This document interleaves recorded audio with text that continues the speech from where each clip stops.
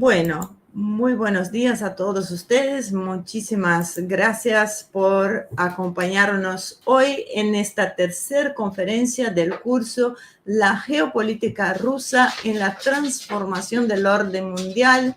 Hoy vamos a abordar con nuestro invitado, que es una persona, como siempre, muy interesante, como estamos acostumbrados en este curso. Estamos hablando de Enrique Javier Refollo Acevedo. Él es actualmente doctorando en Humanidades y Geografía Militar de la Universidad de CEO de San Pablo, Madrid. También es máster en Liderazgo Político y Social de la Universidad Carlos III de Madrid y tiene grado en Ciencia Política, Administración Pública, Universidad de Salamanca, o sea que su currículum es realmente muy, muy extenso y es un verdadero placer para nosotros escucharlo y tenerlo acá presente para hablar sobre estos temas que son realmente muy importantes para todos. Eso solamente es posible gracias al CREI, el Centro Regional de Estudios Internacionales, donde su director, Manuel Espinosa, es el organizador y está con unos temitas técnicos que ya lo va a estar resolviendo y les va a poder dirigir algunas palabras. Así que les agradezco la paciencia, su tiempo. Vamos a estar abiertos a responder algunas preguntas al final de la exposición y estamos listos para dar la palabra al expositor de hoy. Ahí está, Enrique Javier. Enrique, muchísimas gracias por acompañarnos. Está un poquito lenta la conexión, parece, pero es un placer recibirlo. Muy buenos días, espero que me estén escuchando bien y un gusto, por supuesto, saludarles. Se escucha de fondo un ruido, no sé si lo notan ustedes, ¿no? Sí, hay un mic abierto. Bueno, acaba de unirse Manuel Espinosa, si me permite. No. Enrique, vamos a darle la palabra, Sí. así puede hablarnos antes de iniciar. Un segundo, por favor. Voy a sacarme un segundo.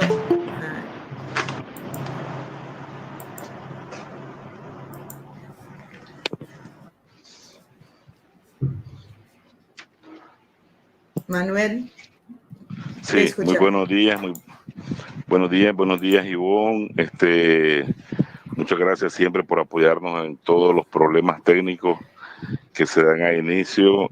Sin ti realmente esto sería imposible de que pudiera suceder.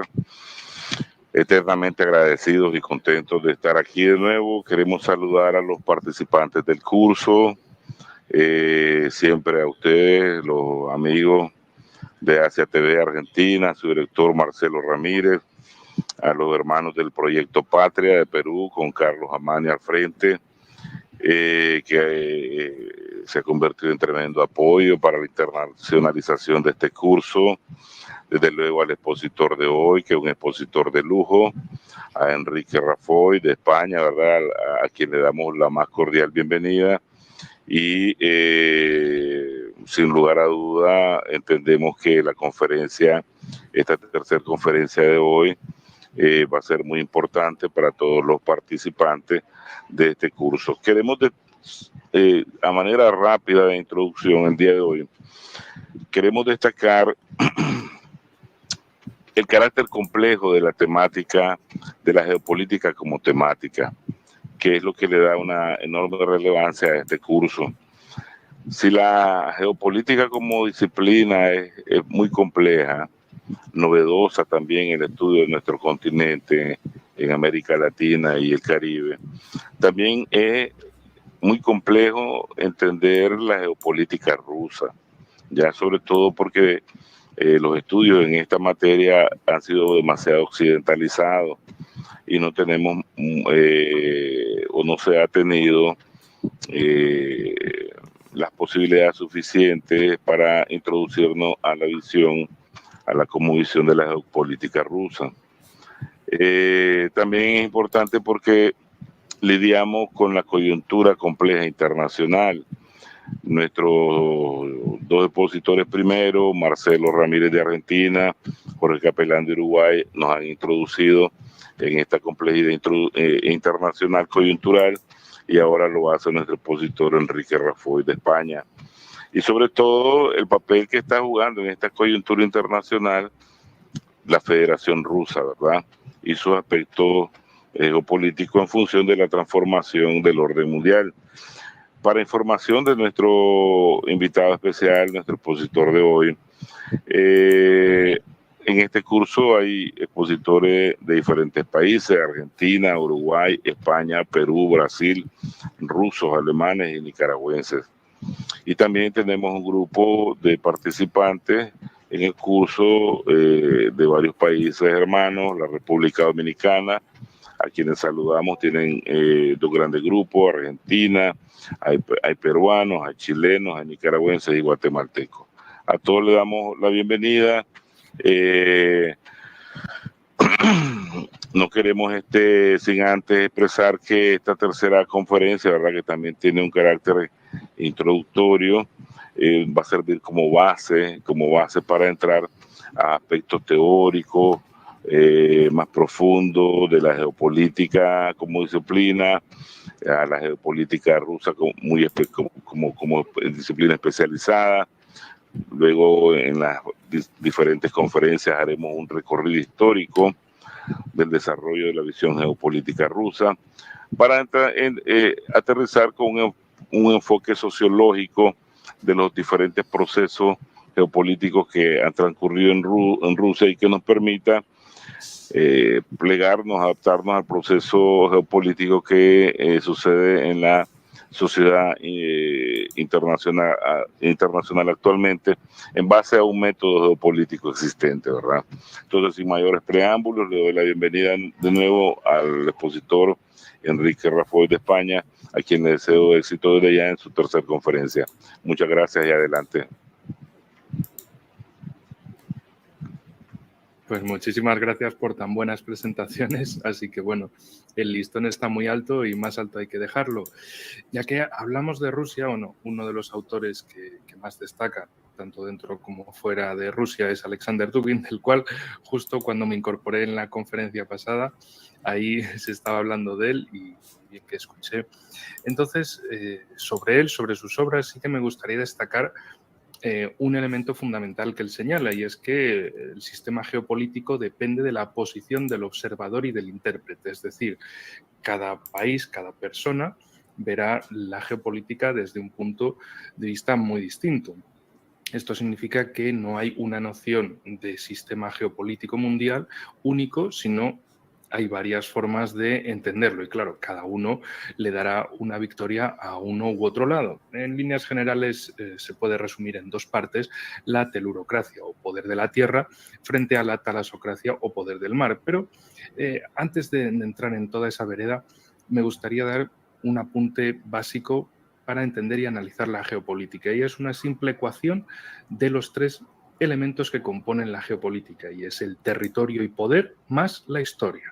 Es decir, es la geopolítica una cuestión de qué territorio se disputa, entre quién se disputa y cuál ha sido la historia en torno a ese territorio, quién ha disputado ese territorio, en cuántas ocasiones. ¿Por qué? Porque a veces nos encontramos que hay diversos lugares en el mundo que han sido disputados por motivos bastante similares. Pero bueno, más allá de eso, otros dos apuntes de la teoría clásica de la geopolítica. Uno es muy conocido, es la perspectiva de la historia del Estado como un ser vivo, que esa es la noción clásica de Rudolf Helen, digamos el padre del término geopolítica, en 1916, que precisamente tituló su libro de ese año como El Estado como forma de vida. Eso nos da una idea de esa visión del Estado como un ser vivo que necesita desarrollarse, necesita crecer, y a veces pues, los estados mueren, se transforman en otros elementos. Por otro lado, algo que aprendí del profesor Dugin, de toda la obra geopolítica que él tiene, es saber la historia de los países como desde una perspectiva geológica directamente, es decir, una serie de capas que se van acumulando desde el pasado, las más profundas, al presente en la superficie. ¿Esto qué significa? Que la historia que ahora vemos es el cúmulo de una serie de capas. Por supuesto, si a nivel geológico intentamos quitar una de las capas, se hundirán todas las que vienen por encima. Esto es importante para darnos cuenta de cómo se ha evolucionado a través de una serie de elementos y cómo se ha llegado a la situación actual. Y esto es relevante por otro sentido porque, por ejemplo, en alguna parte de la historiografía europea se trata a la invasión tártaro-mongola de la Rus de Kiev como una desgracia, como una absoluta desgracia, como un fracaso histórico, etcétera, etcétera. Pero el profesor Dugin lo ve como un cambio histórico que al final supuso un beneficio. ¿A qué me refiero? En su obra lo que señala es que los principados, las ciudades de la antigua Rus, estaban realmente divididas, estaban realmente separadas, incluso llegando a formar en ciertos periodos una serie de principados independientes, y la Rus de Kiev era más un término colectivo más que un término realmente de un estado fuerte. Los mongoles destruyen todo aquello, queda una semilla que es Veliki Novgorod en el noroeste, y a partir de ahí se mantendría, digamos, la llama de lo eslavo ruso ortodoxo, y por otro lado los mongoles acabarían estableciendo en la ciudad de Moscú su centro de operaciones en el ámbito eslavo, es decir, que Moscú se convertía en la ciudad donde estaba el centro neurálgico de la recaudación de impuestos, de un ejército permanente y de un sistema de comunicación permanente. Es decir, la invasión tártaro-mongola le dio unidad, una unidad que no existía, a los eslavos, a los rusos. Y a partir de ahí Moscú, con esa semilla ortodoxa, con esa semilla de idea, de corazón, de llama, digamos, que mantenía la tradición de la Rus, a partir de ahí, desde Moscú se realizó un proceso de unificación, reconquista y luego expansión que llevaría a lo que hoy conocemos como la Federación de Rusia, previo paso por la Unión Soviética y antes todavía con el Imperio de Rusia y el Zarato de Rusia anteriormente. Es decir, algo que puede ser visto de una forma negativa puede tener, a la luz de un intérprete, de un observador de ese país, una valoración totalmente distinta. Desde Europa se podía ver como una desgracia histórica, desde Rusia lo revalorizan como un elemento muy positivo. Por otro lado, algo parecido se podría decir del antiguo reino visigodo de Toledo en España, porque también tenía esa debilidad intrínseca que al final llevó a su desaparición, a su caída frente a la invasión islámica. También a Rusia cronológicamente le pasaría parecido tiempo después, y el resultado tras el proceso de unificación por el lado cristiano fue la expansión de España por todo el mundo, es decir, la formación de un imperio. Esto como detalles históricos comparativos, para que tengamos en cuenta la importancia, digamos, de esa esa geología histórica en los países, para que las bases siempre sean firmes y que no se reniegue de ninguna parte de la historia, sino que todo es la historia misma. Esto es un detalle que señala mucho Dugin en sus obras, porque, igual que a algunos de nuestros países, bueno, a todos nuestros países del ámbito hispanohablante, le sucede de que unos grupos u otros grupos están más interesados en destacar una historia sobre otras o hacer o ignorar la existencia de otras. Pero Dugin lo que señala es que todas las etapas, todas las capas geológicas de la historia de Rusia son igualmente válidas, importantes y necesarias para comprender y analizar exactamente la posición en la que se está ahora. Hablando de posiciones, antes del mismo Helen, hay un autor que tiene mucho valor en el ámbito de la geopolítica, y es Ratzel, Friedrich Ratzel, desde Alemania. ¿Por qué? Él señalaba la cuestión de la ubicación y de la situación, es decir, dónde se halla el Estado y cuál es su entorno, dónde está localizado un país exacto. Uy, se escucha un...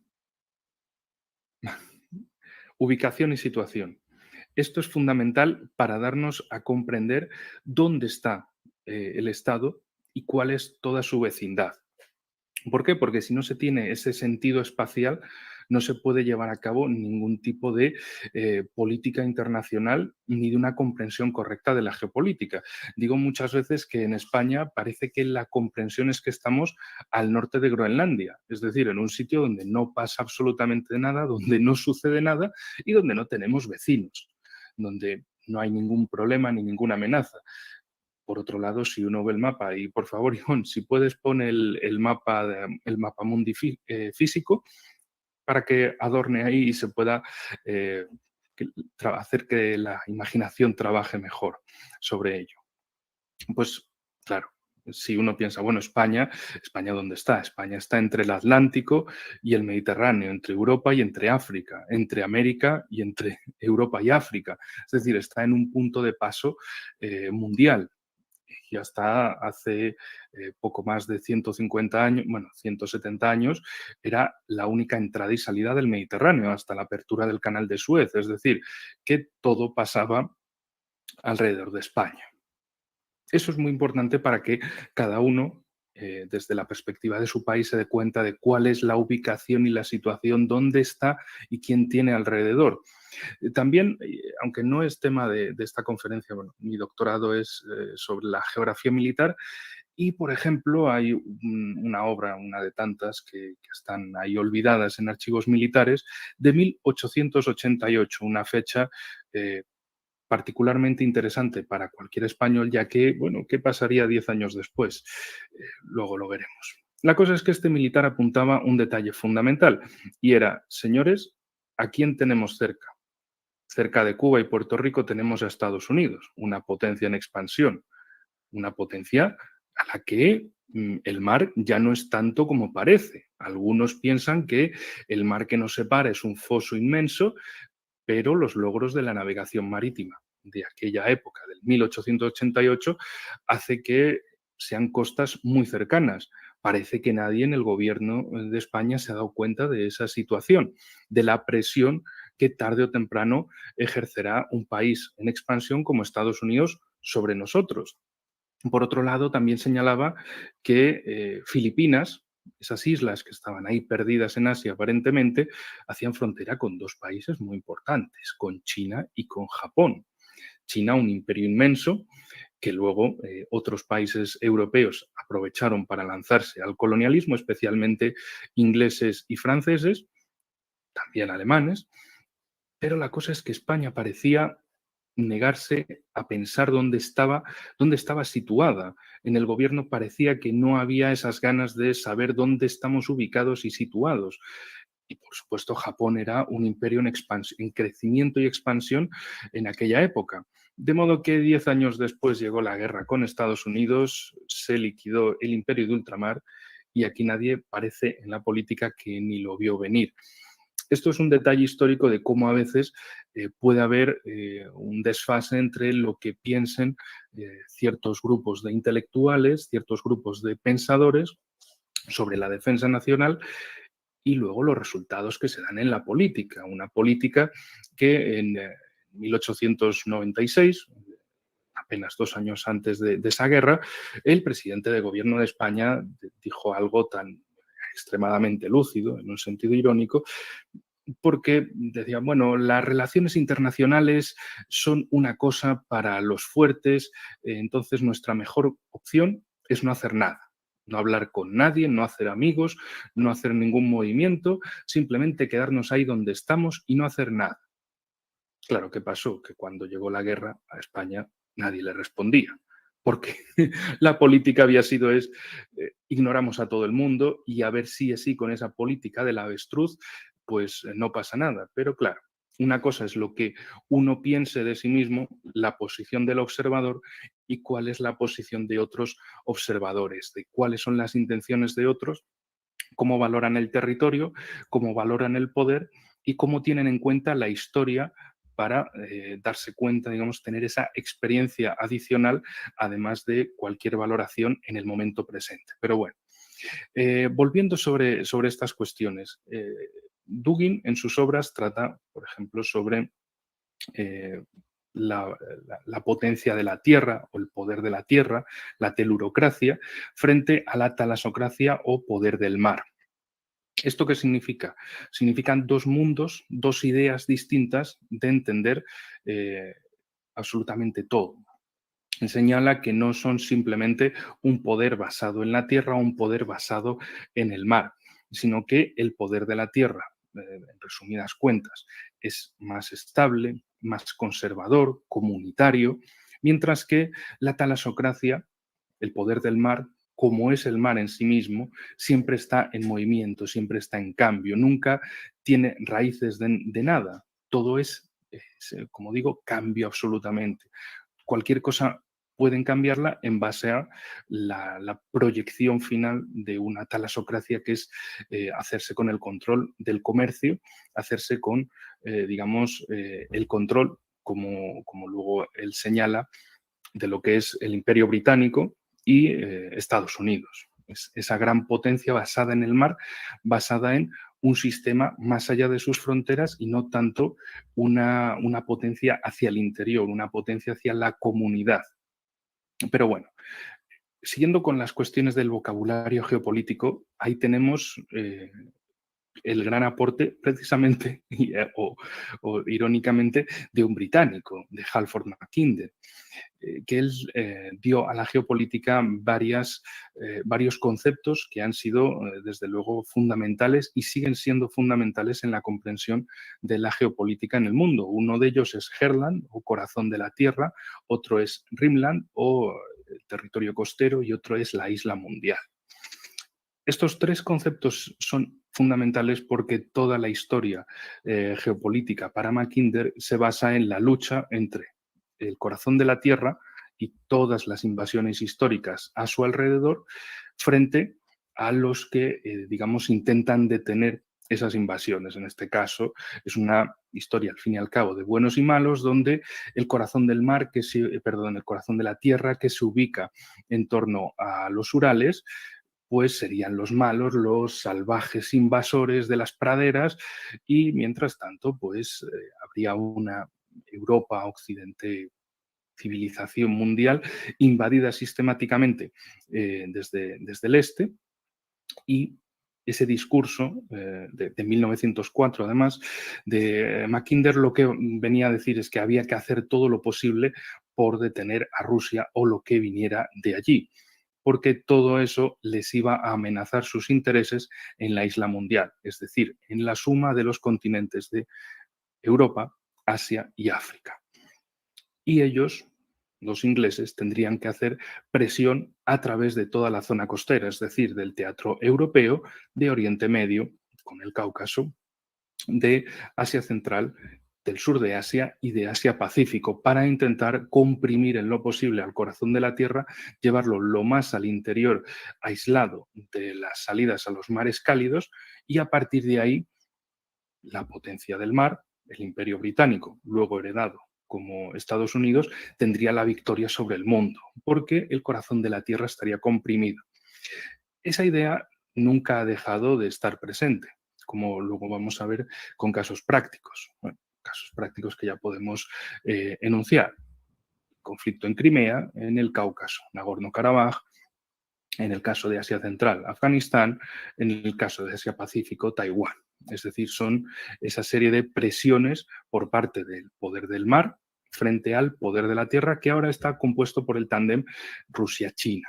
Pero bueno, volviendo sobre el concepto de zona costera, de Rimland. Mackinder decía que para controlar al corazón de la tierra había que controlar a Europa Central.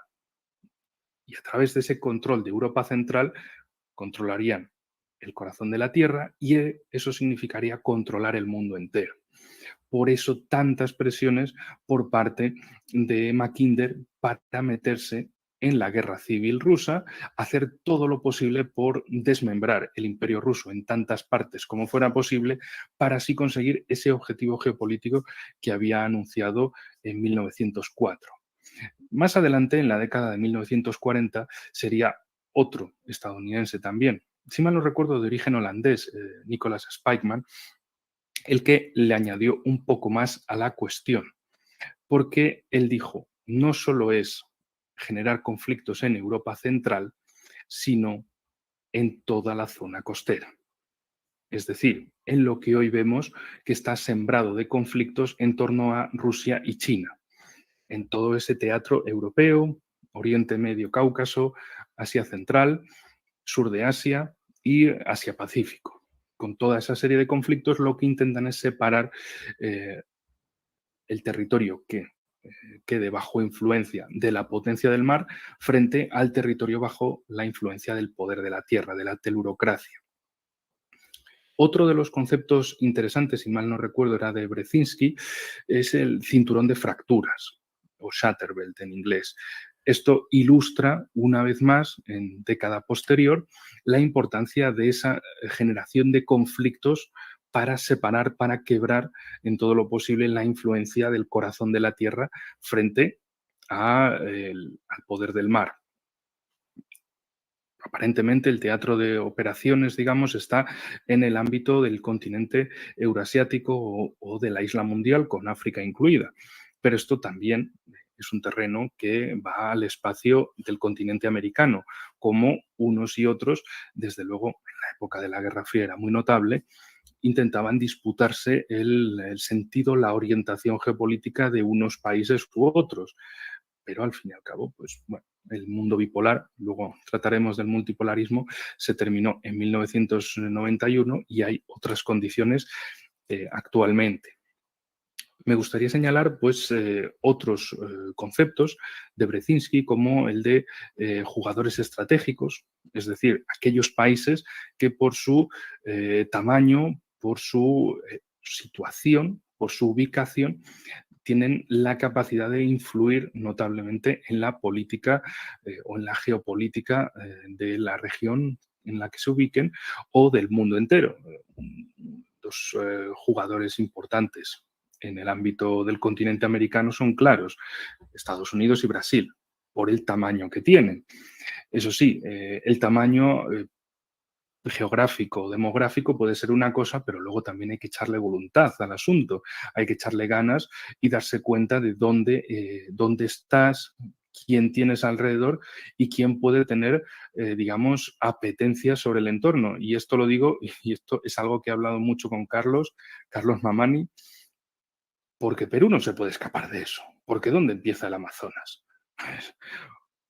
Colombia y Venezuela todavía, y Ecuador todavía pueden decir, bueno, estamos aquí de lado, pero Perú y Brasil no se pueden escapar de eso. ¿Y por qué?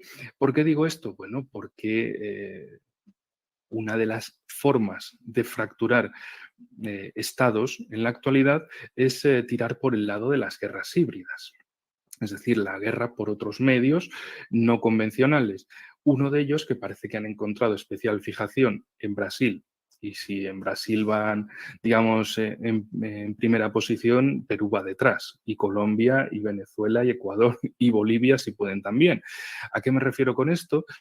A los reclamos de ciertos sectores en Occidente, en Europa, en Norteamérica, y que también tienen su reflejo, su impacto en la política brasileña, que vienen a decir, bueno, tal vez hay que internacionalizar el Amazonas. Es decir, tal vez hay que quitar parte del país y dárselo a una entelequia extranjera. Qué bien suena eso, ¿no? Claro, si se pinta así, desde luego suena muy feo, pero ¿cómo lo pintan allí? Bueno, son países que no tienen la capacidad, no tienen un estado desarrollado como para proteger la naturaleza, etcétera, etcétera, y por tanto, bueno, esto, como no sabéis cuidarlo, pues mejor lo dejáis a otros en manos de profesionales que ya se encarguen de cuidarlo. Esto es también otra manera, otro problema derivado del no darse cuenta de la posición del observador y de la posición de otros observadores que lo puedan ver como esa manera de fracturar a otros países, que no es simplemente lanzar una guerra, lanzar una invasión. Otros modos también, pues es el lanzamiento de activistas o el aprovechamiento de ciertos activistas en pro de una separación, como por ejemplo en el caso de Estados Unidos con la separación de Panamá.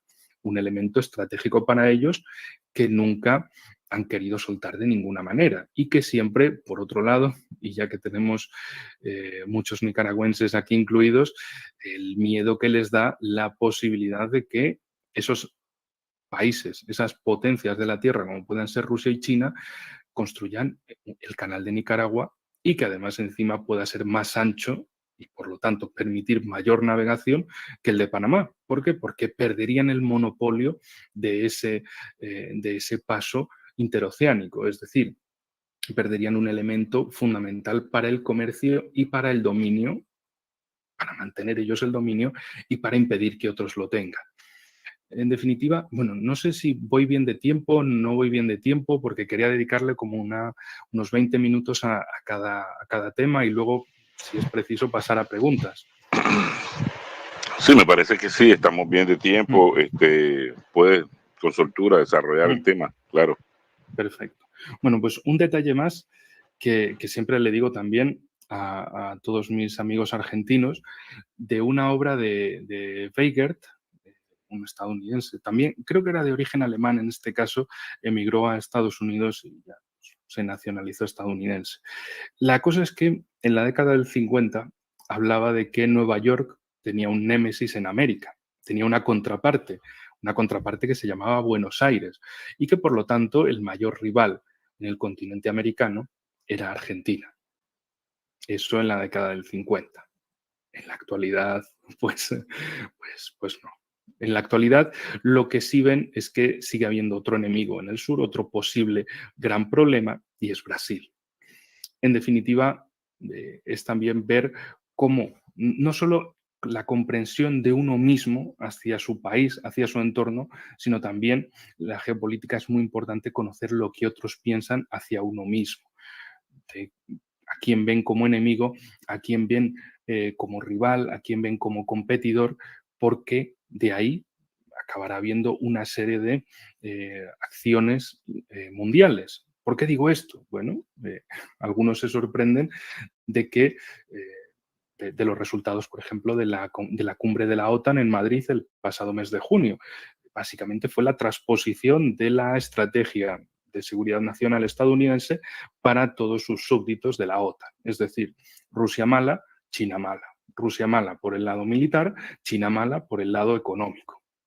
Eso lo decían en Estados Unidos desde la toma de posesión de Biden y anteriormente también con otros presidentes, y eso lo han trasladado a la OTAN misma, es decir, a una alianza militar de países que principalmente están orientados a Norteamérica y Europa, pero también quieren internacionalizarla ahora a otros países, como por ejemplo el caso de Colombia, o incluso, intentan hacer una especie de giro en el ámbito de Asia-Pacífico y tal vez en África. Pero bueno, esto lo digo como detalle importante para entender que, primero, debemos saber dónde estamos ubicados, dónde estamos situados y cómo nos miran desde fuera y cuáles son las apetencias desde fuera para estas cuestiones.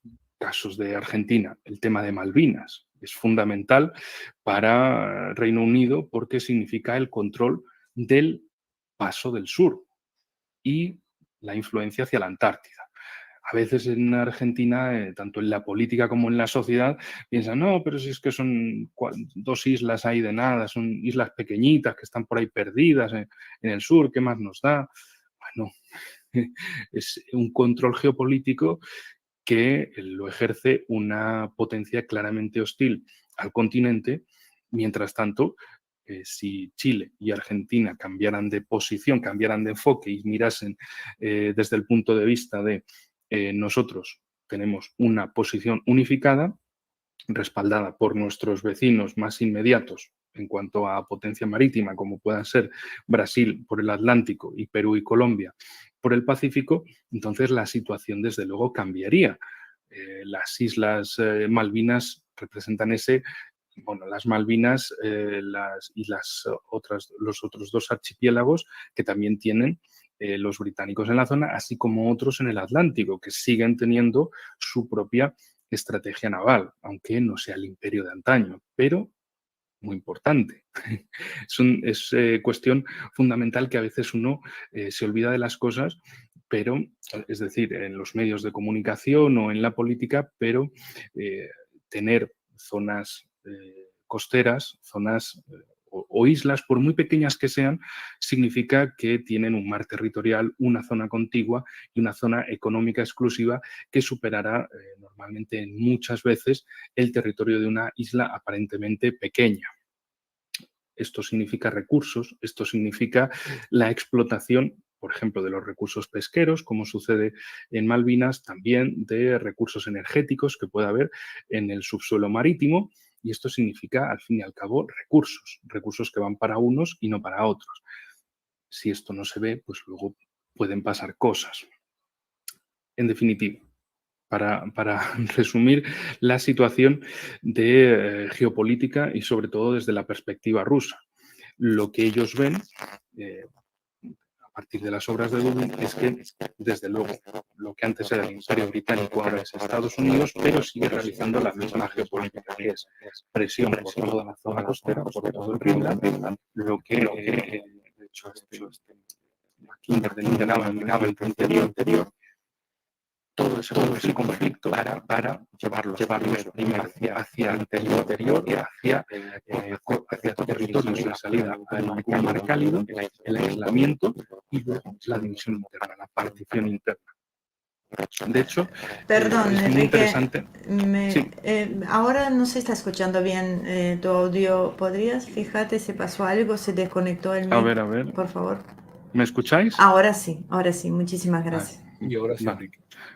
Creo que se desconectó, se movió un poquito la clavija y se lió todo. Me pareció que sí, pero Pues, bueno, no hemos perdido mucho, fueron unos segundos nomás, así que podemos continuar. Bueno, gracias.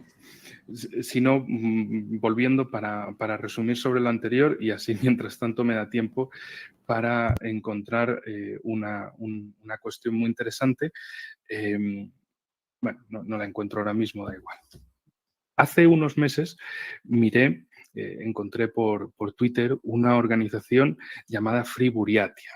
Los buriatos son un pueblo, una de los muchos pueblos que habitan en Rusia, están en la zona del lago Baikal, en Asia, y claro, me sonaba, bueno, a veces, no sé, uno tiene esa impresión de que ve una cuenta y dice, aquí hay un agente de la CIA, del Langley o de algo detrás, porque suena como, en fin, suena feo.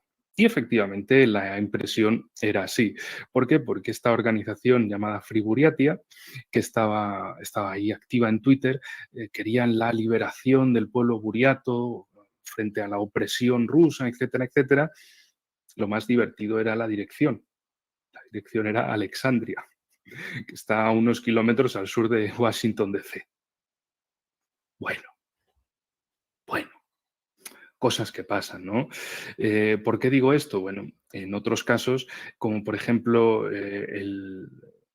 no recuerdo el nombre exacto, pero era algo así como el Movimiento para la Liberación de Circasia, es decir, del Cáucaso Norte, donde tenía la sede también de actuación en Reino Unido. Es decir, que como en otros tiempos, si no pueden hacer de una forma frontal, lo intentarán hacer de una forma por subterfugios, por esta serie de separatistas de ocasión, por esta serie de intermediarios que no se llaman John Smith, sino que intentan que les den un nombre, una apariencia de gente local que lucha por la revolución, por la liberación, etcétera, etcétera, por cosas que suenan muy bonitas, pero que si uno mira cosas tan sencillas como ver la dirección de dónde están estos, dices, hombre, pues no sé, que en el contexto en el que estamos, es decir, 2022, la guerra en Ucrania, etcétera, etcétera, aparezca una organización para básicamente la separación de una parte de Rusia y que tenga su sede al lado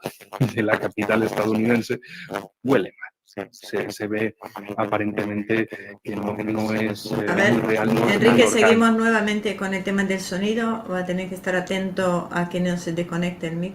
Perdón la interrupción.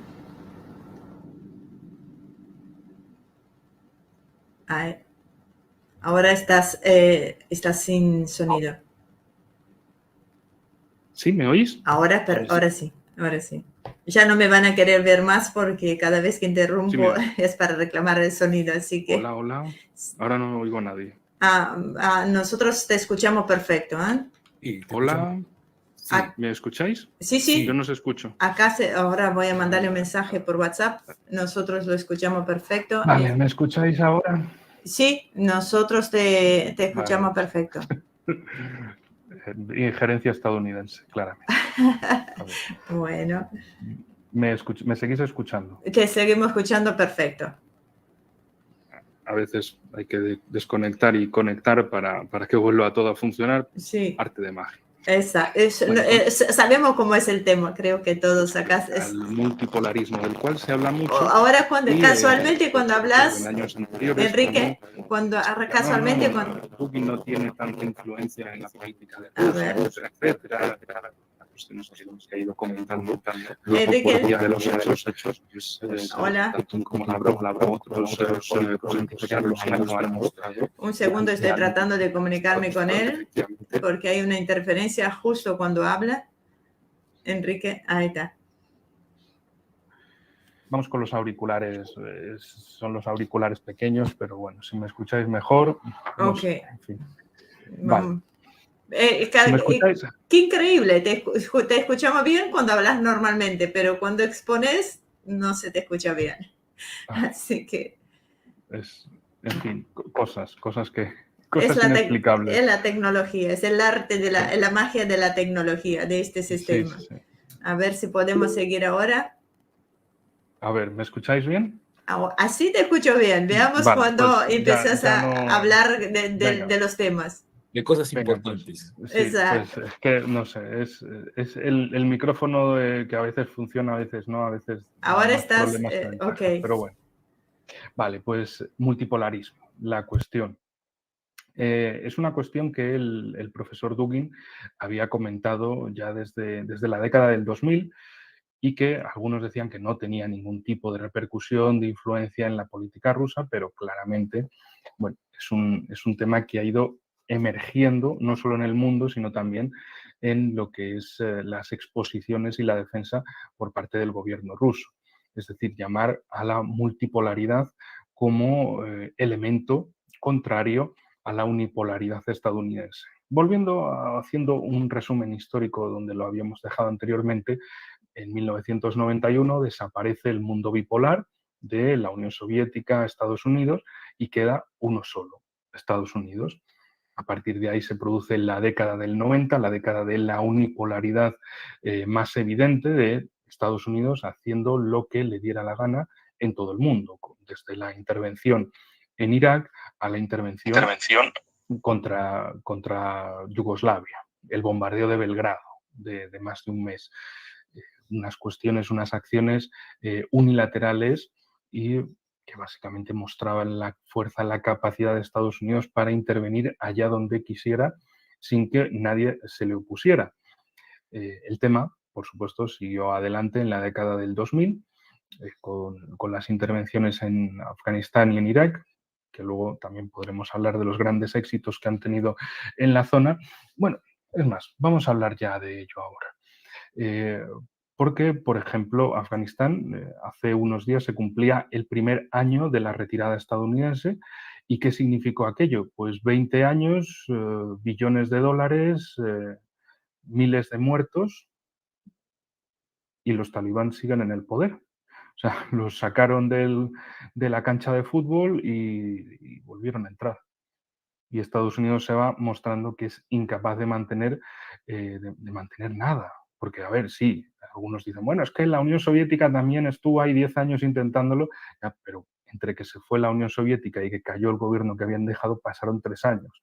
En el caso de Estados Unidos no pasaron ni 3 días. Y además con las imágenes de una huida rápida, tan rápida como rastrera, dejando a sus colaboradores allí tirados a merced de lo que les pudiera pasar ante los talibán.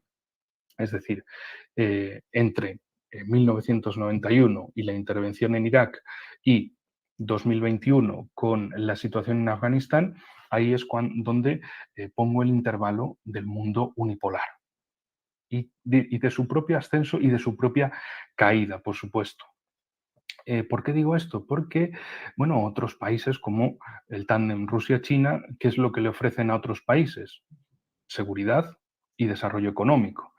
¿Qué es lo que ofrece Estados Unidos al mundo actualmente? Pues valores, valores y valores que en realidad, bueno, esos no son valores como tal, son sus intereses camuflados en valores supuestamente buenos y universales que todo el mundo debe compartir, pero que al final representan el interés de Estados Unidos.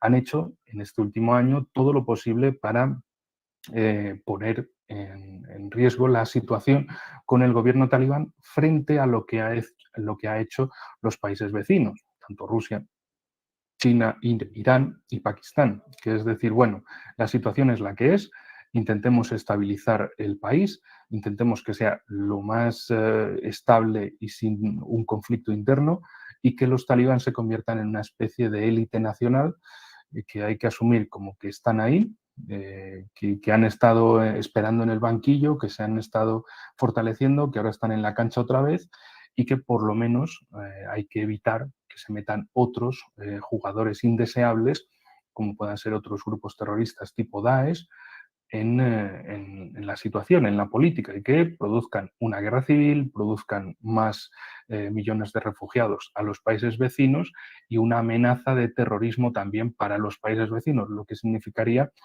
por un lado, el riesgo incrementado para los proyectos de conectividad euroasiática y, por el otro, un gasto mayor todavía en seguridad y defensa, desde el cuidado de los refugiados a la prevención de infiltraciones y ataques terroristas desde Afganistán.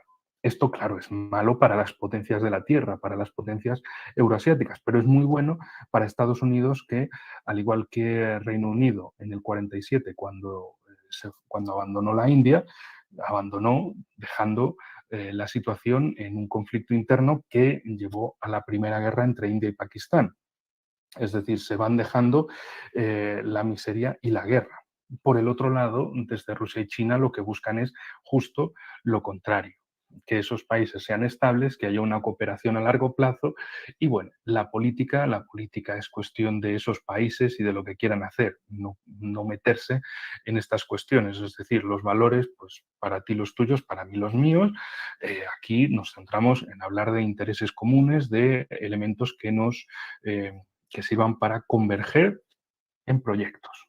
Por ejemplo, proyectos en el caso de Pakistán, proyectos para comunicar el país, por supuesto, claro, alguno dirá, o algún espectador no dirá, claro, sí, China lo hace porque le interesa, porque le conviene a su economía, claro, por supuesto, aquí nadie hace cosas por altruismo.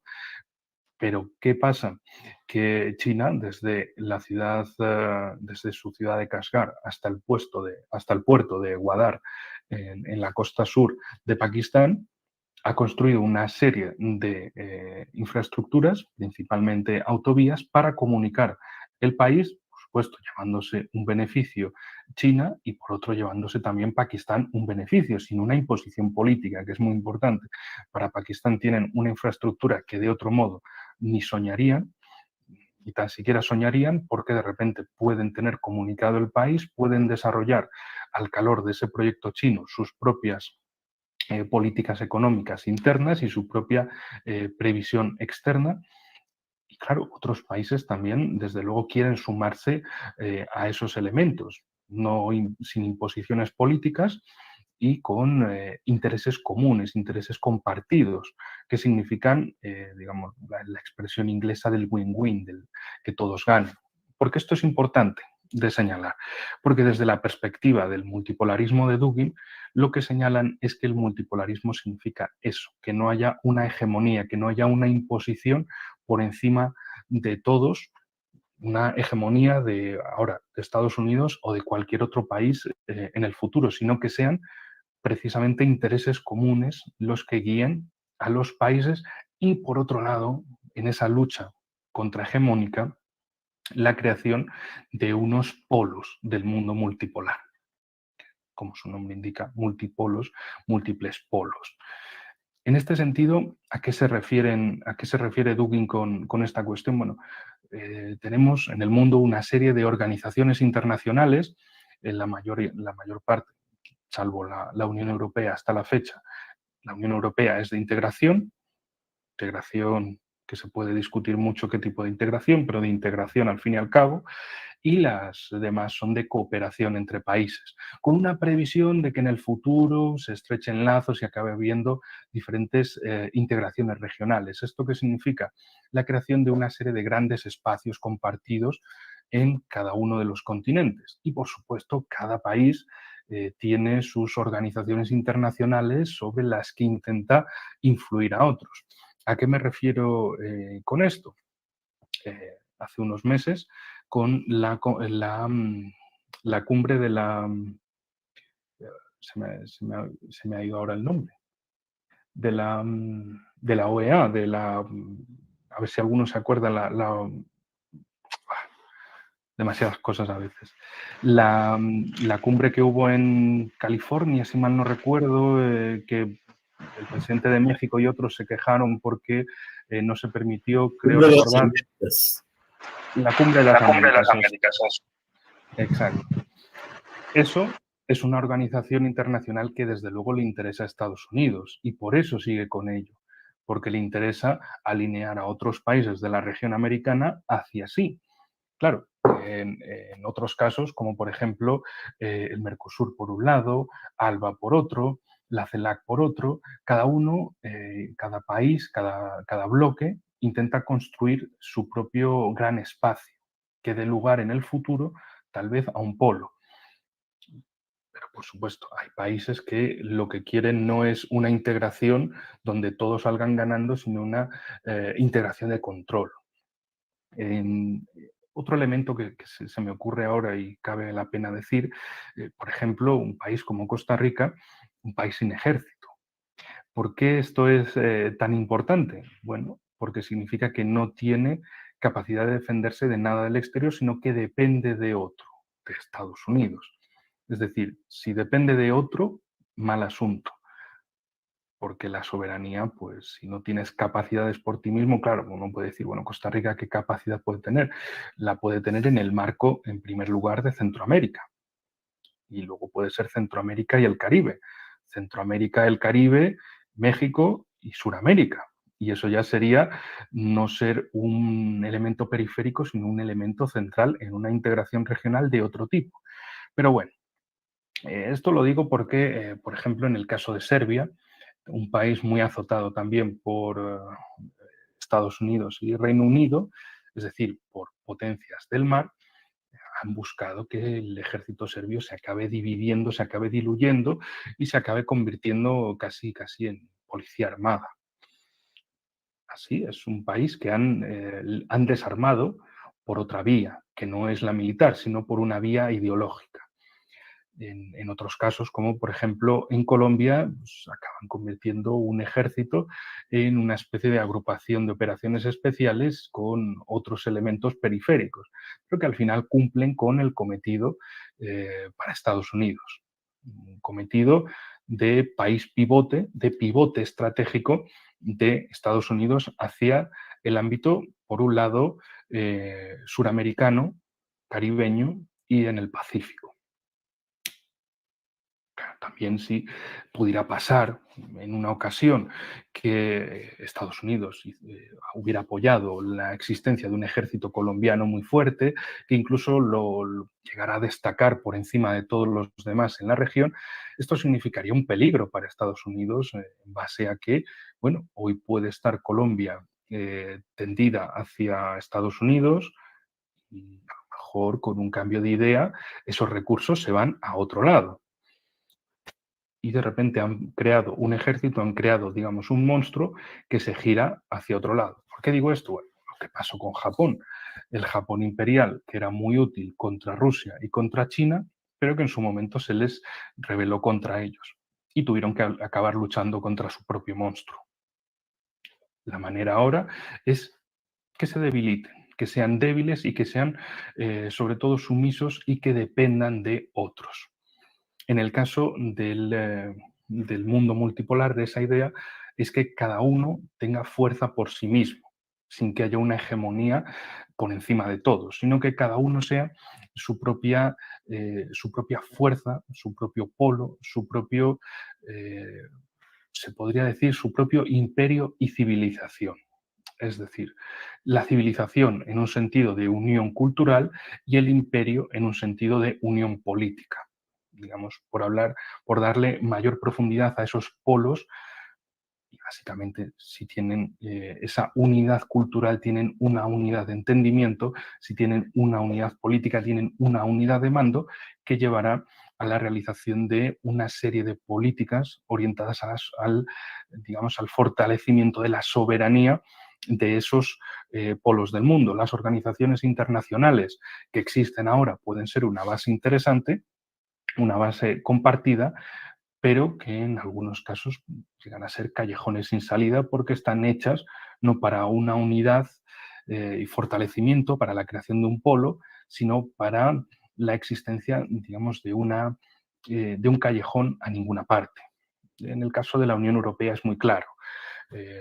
A Estados Unidos lo que no le interesa de ninguna manera es el fortalecimiento de una Europa unida, y sobre todo desde el punto de vista militar. Se ha hablado en muchas ocasiones de que vaya a haber un ejército europeo, etcétera, etcétera, pero estando la OTAN hay muchos países, por un lado, que están muy contentos, precisamente los del ámbito de Europa Central y Oriental, digamos los países más fervientemente antirrusos, están muy contentos con Estados Unidos, la OTAN. ¿Por qué? Porque Estados Unidos ha buscado la captación de esos países hacia su lado, ofreciéndoles pues contratos económicos, contratos armamentísticos. Bueno, de hecho, la guerra actualmente en Ucrania es básicamente un pase de facturas militares y de animar a que esos países se deshagan del viejo material soviético y le compren a Estados Unidos. Negocio perfecto. Y además la energía.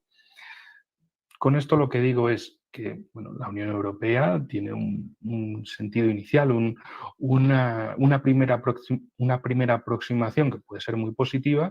Es una organización internacional única de integración entre diferentes estados, pero geopolíticamente es un callejón sin salida.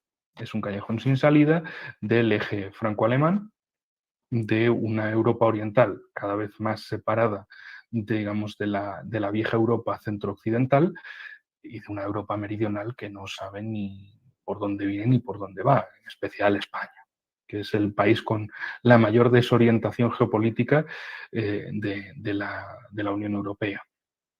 Y, por supuesto, nunca va a haber un ejército europeo teniendo estas condiciones, teniendo esta situación de un Estados Unidos que precisamente, ¿qué sucedería si existe un ejército europeo? Que tarde o temprano la decisión sería, bueno, ya que tenemos un ejército europeo, ya que tenemos países como Francia que tiene armamento nuclear, ¿para qué necesitamos a Estados Unidos? No lo necesitamos.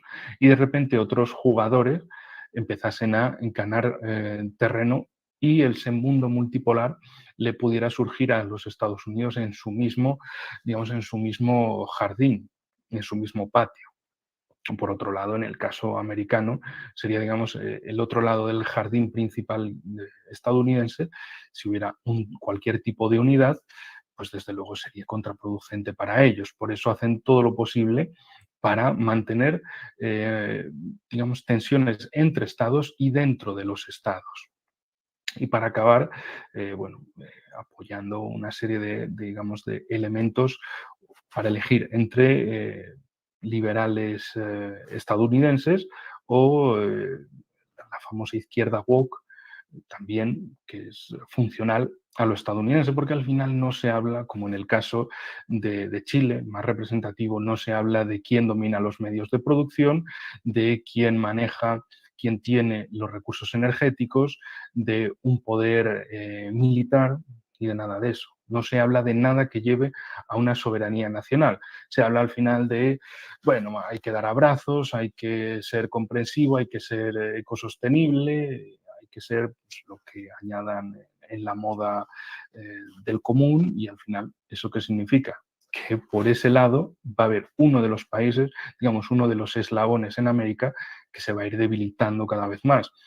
Por otro lado, el tema, y esto es interesante, es muy interesante porque conecta con Rusia, donde es un tema extremadamente complejo, la cuestión de los, digamos, identitarismos, indigenismos, etcétera, etcétera.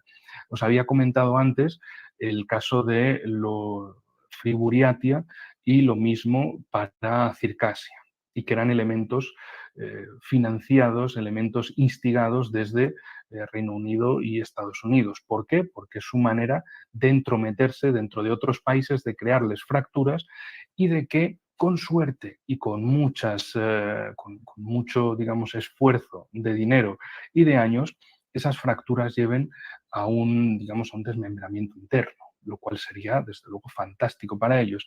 Esto es un tema fundamental para cualquier país iberoamericano, porque significaría la destrucción interna, digamos, de plantarles una bomba a ciertos países y acabar promoviendo la destrucción interna. Puede sonar quizá como muy a lo grande o como muy salido de la ciencia ficción, pero no olvidemos lo que son los años 90 para Rusia, lo que fueron la época de Yeltsin, que recuerda muy bien el profesor Dugin, y lo que él señala es que en esa época, bajo la influencia más absoluta estadounidense, lo que querían es que incluso la misma Federación de Rusia sufriera el mismo proceso que la Unión Soviética. Es decir, que sus partes se disolvieran. ¿Por qué? Porque en la época soviética se habían creado, digamos, desde la década de los 20, en la política, digamos, del enraizamiento, de una creación de nacionalidades como tal, desde la perspectiva bolchevique, pues las tribus tenían que convertirse en naciones, en estados, para llevar a algo a la sociedad final, dicho de una forma muy resumida.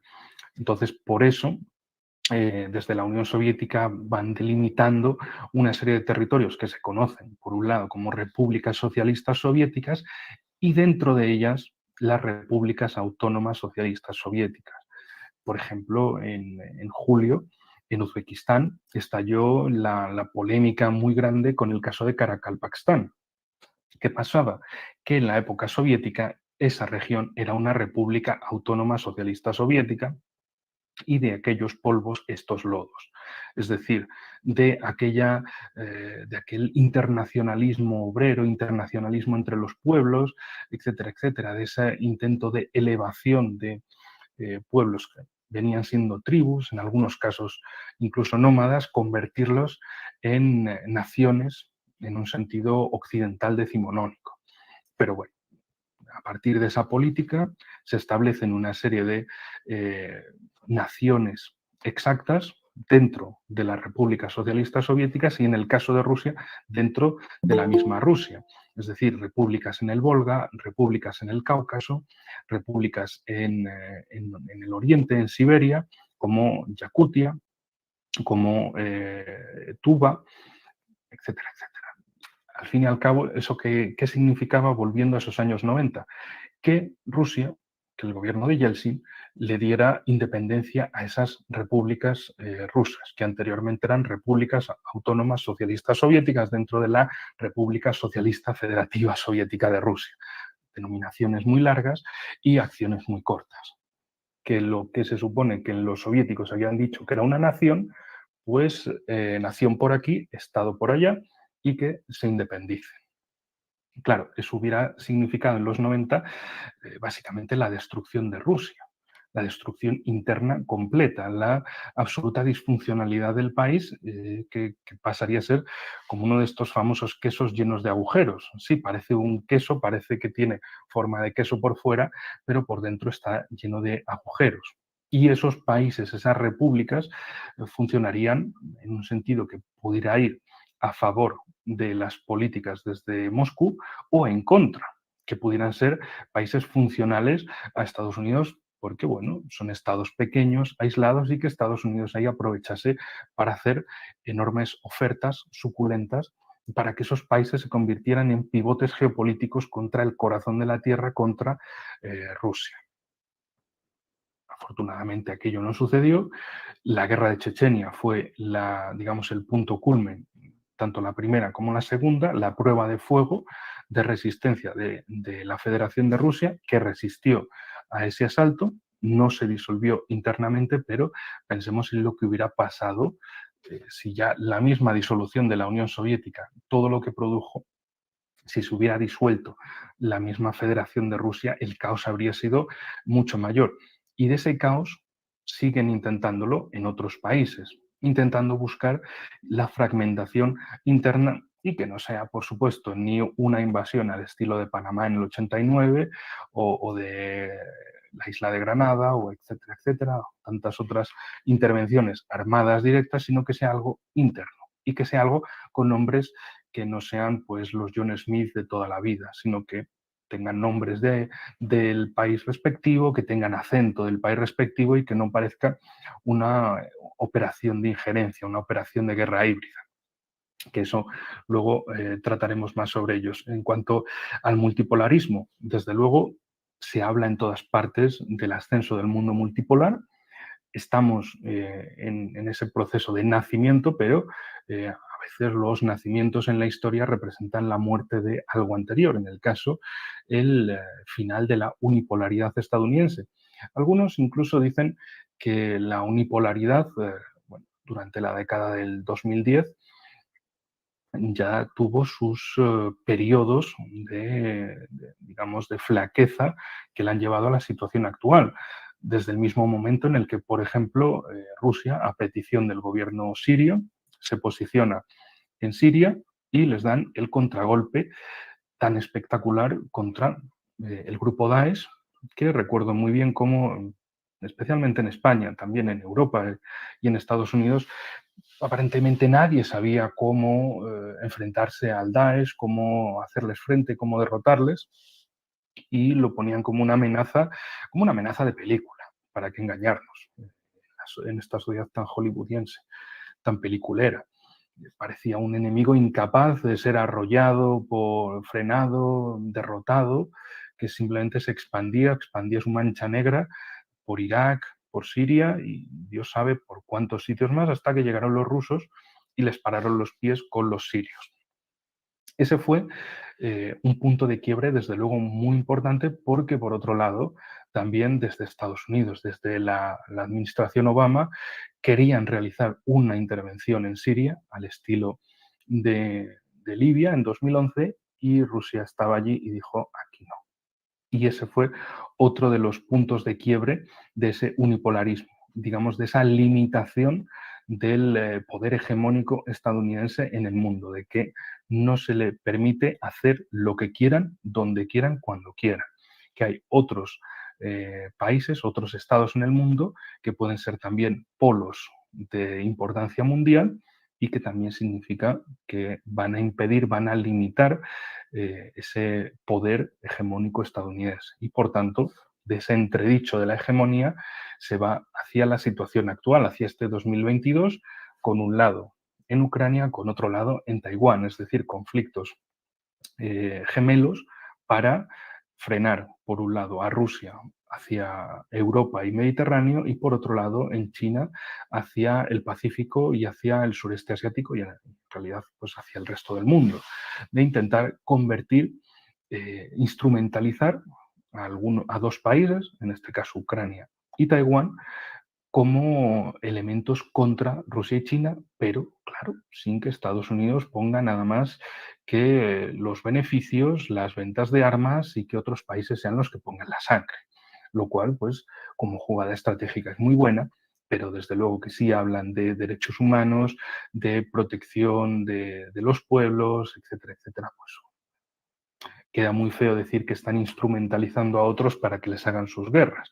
Pero bueno, como siempre, perspectivas, intereses y valores. Por otro lado, lo último sobre la multipolaridad es un detalle que señala el profesor Dugin sobre la modernización y la occidentalización, es decir, una modernización desde un punto de vista moral, que se podría considerar la occidentalización, o bien una modernización desde el punto de vista técnico. Es decir, la técnica, la tecnología está bien, pero la ideología está mal. La ideología, cada uno, en fin, que se tenga la suya. Esta es una diferenciación muy interesante para entender esos dos puntos de vista, ya que autores estadounidenses como uno famoso, Huntington, hablaba precisamente de esa modernización sin occidentalización, es decir, que otros países se aprovechan de la tecnología occidental, pero rechazan las ideas occidentales. Y esos países, de ese modo, lo que hacen es fortalecerse a la vez que cometen un grandísimo pecado, como es el de mantenerse en sus pensamientos, en sus ideas. Un pecado, por supuesto, para la hegemonía estadounidense que dice, oye, yo os he dado cosas y a mí no me dais nada. Es decir, como que esperan que de ese modo, pues, te dan la tecnología y a cambio les vendes tu alma, les vendes tu vida, les vendes tu país. Pero bueno, volviendo o retomando la cuestión de las guerras híbridas y de estas cuestiones, por favor, ¿cuántos minutos me quedan para saber, para orientarme y...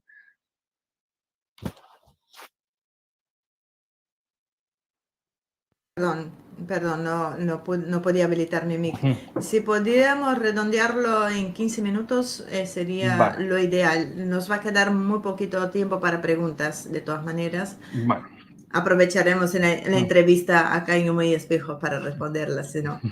Vale. Bueno, pues guerras híbridas. Se las conoce como guerras por otros medios, guerras por medios no convencionales, es decir, que no implican el envío de fuerza militar directa contra otro país, sino otras medidas. Se habla mucho en la actualidad de guerras cognitivas, de las guerras de la mente, de las guerras que buscan el consentimiento de otras poblaciones, pero lo cual ya existía en el pasado.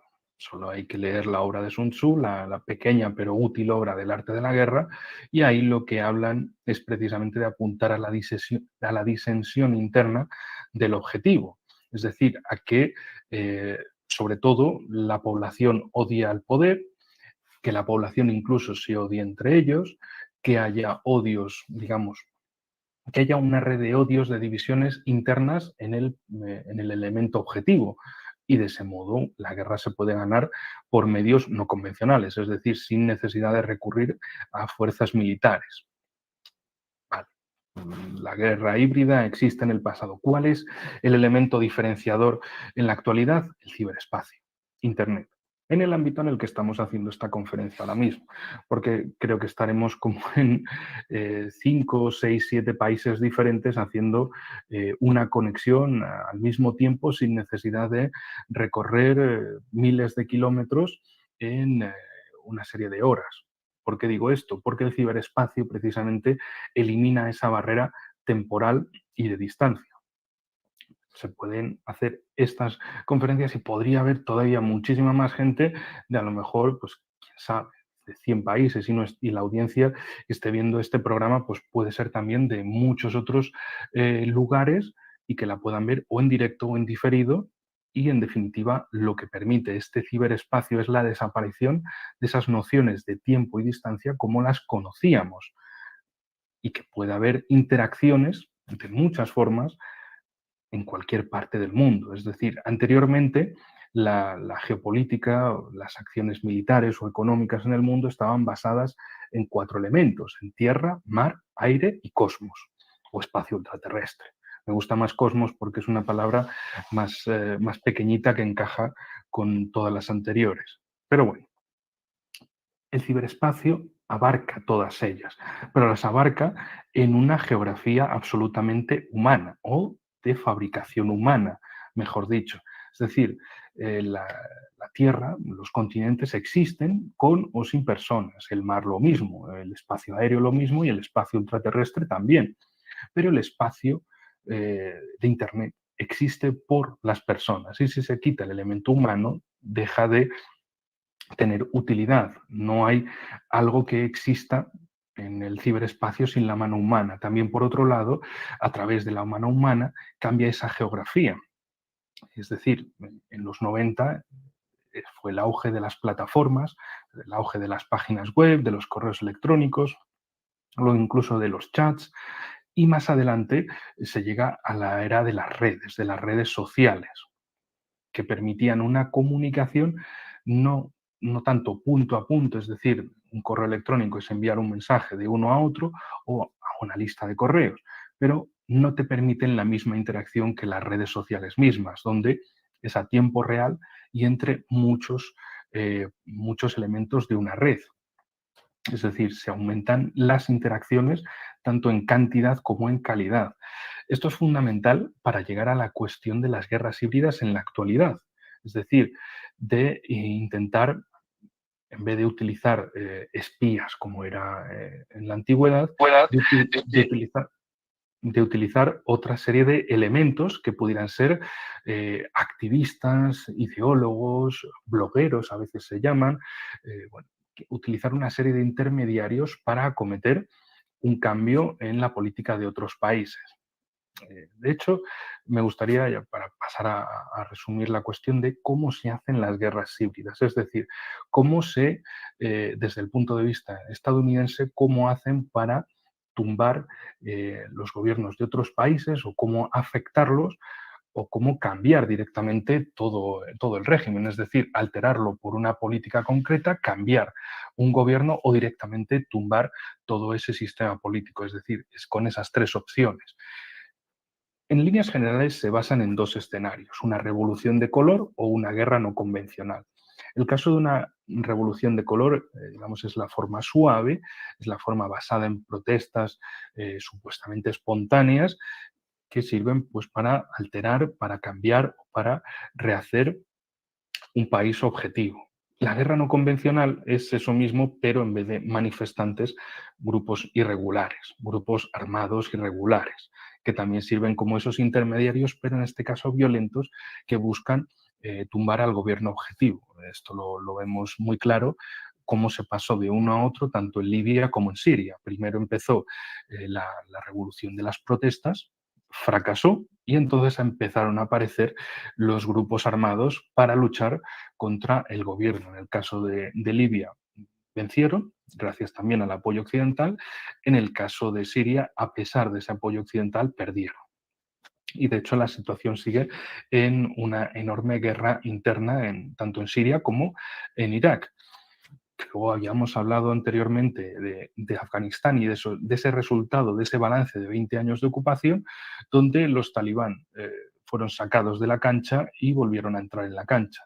En el caso de Irak, después de 18 años de ocupación, el país está absolutamente arruinado e incluso, y lo más interesante también, volviendo a la cuestión de intermediarios y fracturas internas, es que precisamente desde el poder estadounidense, desde sus think tanks, desde sus órganos de pensamiento, lo que promovieron tanto en Siria como en Irak fue la partición interna de esos países.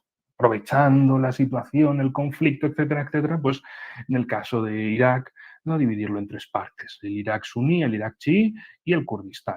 En el caso de Siria, parecido, con el Kurdistán sirio por un lado, con las zonas del sur por otra, con la costa por otra y luego dejar un interior más grande pero sin salida al mar, es decir, un estado cegado al mundo y a la proyección que da el tener una salida al mar. Cosas impresionantes, es decir, cosas que debería uno de pensar, cualquier analista, de dónde va la mano estadounidense, la mano anglosajona, que a cada país que tocan le acaban haciendo más pequeño y más funcional precisamente a sus intereses, porque no olvidemos que cuanto más grande sea no solo un país, sino también una alianza, una organización internacional, un gran espacio, un posible polo mundial, mayores problemas van a tener para controlarlo, porque bueno, no es lo mismo tratar con un país como era Yugoslavia o tratar con pequeños países como Eslovenia, como Croacia, como Bosnia, como Macedonia, etcétera, etcétera, que son países salidos de una guerra civil, de una guerra interna, en algunos casos sin conflicto, como en el caso de Macedonia, a través del mecanismo que permitía la Constitución yugoslava, algunos países pues, hicieron su referéndum, salió el sí, es decir, el sí a la independencia, y la cuestión terminó ahí. Donde hubo guerra civil fue en los países que salieron sin ese referéndum, precisamente, como en el caso de Croacia, Eslovenia y Bosnia. Pero bueno, volviendo a estos temas, vemos cómo la unidad es un elemento muy importante precisamente para ser una competencia, un elemento contrahegemónico, y es un elemento que, por supuesto, por el lado estadounidense, por el lado de Estados Unidos y de sus aliados, de sus sujetos partidarios, pues desde luego buscan atacar en otros países. Bueno, ¿cómo se hacen las guerras híbridas? En este caso, a través de la obra de otros autores rusos como Leonid Savin y de un autor que ya es de origen estadounidense pero está asentado en Rusia, como es Andriy Korybko, pues establece 6 pasos para realizar una guerra híbrida, que puede ser, como digo, una revolución de color, protestas, o una guerra no convencional basada en grupos armados. En primer lugar, el objetivo es conocer las vulnerabilidades. Hay que conocer a quién se va a impactar y cuáles son sus fracturas lingüísticas, étnicas, geográficas, religiosas, etc. ¿Qué divide al país? Por eso hablaba anteriormente del proyecto para dividir Irak en torno a líneas étnicas y religiosas, es decir, un Kurdistán, es decir, árabes kurdos, musulmanes chiíes y suníes. Y a partir de ahí, con esas divisiones, intentar hacer 3 países de uno. Lo digo como ejemplo básico para que lo tengáis en la cabeza. Básicamente es conocer al objetivo, conocer sus fracturas, conocer si hay alguna región donde pueda haber una sensación de aislamiento del resto del país o de marginalidad o de zona de segunda, etcétera, etcétera, para presionar por cualquier lado ahí. En el caso de Rusia se ve muy evidente tanto en los intentos étnicos como lingüísticos, como religiosos, para decir, no, es que Rusia es un país colonial, etcétera, etcétera, y lo que existe como Federación de Rusia es en realidad el remanente de un imperio colonial que debe desaparecer, etcétera, etcétera. Eso a modo grande, y luego a modo interior, pues intentar hacer llamados a etnias concretas para que intenten, para ver si se rebelan contra el gobierno de la Federación de Rusia e intentan de ese modo llevar a cabo la destrucción interna, la guerra híbrida. Esto ya nos señala el segundo elemento, que son esos intermediarios o fuerzas proxy, que pueden ser medios de comunicación, ONGs, partidos políticos, activistas por separado, toda esa serie de entramado que se va a encargar a su momento de hacer la presión.